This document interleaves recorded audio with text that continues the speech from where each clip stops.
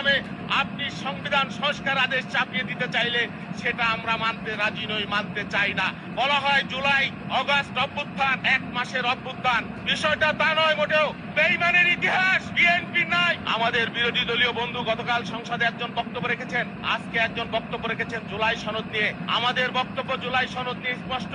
আমরা নির্বাচনের আগেও যা বলেছি, এখনো তাই বলছি যে আমরা জুলাই সনদে স্বাক্ষর করেছি সমস্ত রাজনৈতিক দল।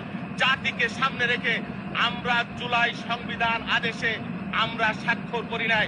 আমাদের দায়বদ্ধতা জুলাই সনদের প্রতি, এবং এই জুলাই সনদ আমাদের সকলের প্রাণের দাবি, বাংলাদেশের মানুষের দাবি।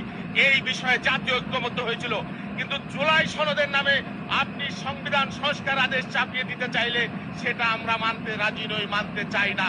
আর সেটা যদিও করতে চায়, আপনারা সংবিধান মানবেন না, আইন মানবেন না, সরকার মানবেন না, সেটা আগের আমলে হলেও হতে পারে, কিন্তু এখন একটা গণতান্ত্রিক সংসদ হয়েছে, গণমানুষের নির্বাচনের মাধ্যমে হয়েছে। আপনারা নির্বাচিত হয়েছেন, আমরা নির্বাচিত হয়েছি। এই সংসদ সার্বভৌম ক্ষমতার অধিকারী। সুতরাং এই সংসদের সংস্কার আপনিও চান, আমিও চাই। এই সংসদের মাধ্যমে সংস্কার হলে এই সংসদের মাধ্যমে হোক, সেটাই গণমানুষের প্রত্যাশা, আমাদের প্রত্যাশা। বারবার বলা হয়েছে, নির্বাচনের আগেও বলা হয়েছে আমরা সংস্কার বিরোধী, আমরা সংস্কার চাই না, আমরা জুলাই বিরোধী। বাংলাদেশের 51% মানুষ বিএনপিকে সেটা জেনে বুঝে আমাদেরকে সমর্থন দিয়েছে। মাননীয় স্পিকার, বলা হয় জুলাই অগাস্ট অভ্যুত্থান, 1 মাসের অভ্যুত্থান। জুন মাসে শুরু হয়েছে, আপেল গাছের মতো আপেল গাছ লাগিয়েছি, অগাস্ট মাসে সেটা আপেল গাছে ফল ধরেছে, পেরেছি, খেয়েছি। বিষয়টা তা নয় মোটেও। দীর্ঘ 17 বছর অনেক অন্যায়, জুলুম, নির্যাতন, নিপীড়ন, আত্মত্যাগের মধ্য দিয়ে এই জুলাই অর্জিত হয়েছে।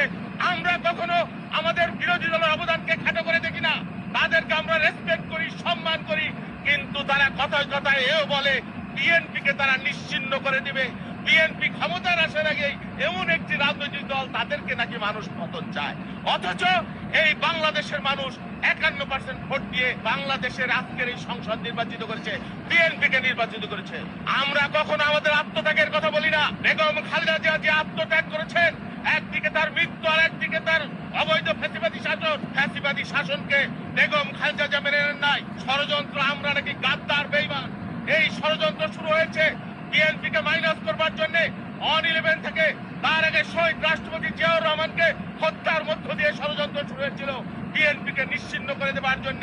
অন 11-এর ষড়যন্ত্র, 96 সালের বেঈমানি, 86 সালের বেঈমানি, এই ইতিহাস আমরা সংসদে বলতে চাই না। মাননীয় স্পিকার, এই যে 24 সালের 29 আগস্ট আমরা যখন পন্টলে লক্ষ লক্ষ মানুষ সমাবেশ করছিলাম, তখন আমাদের প্রিয় বন্ধুরা যারা আজকে আমাদেরকে গাদ্দার আর বেঈমান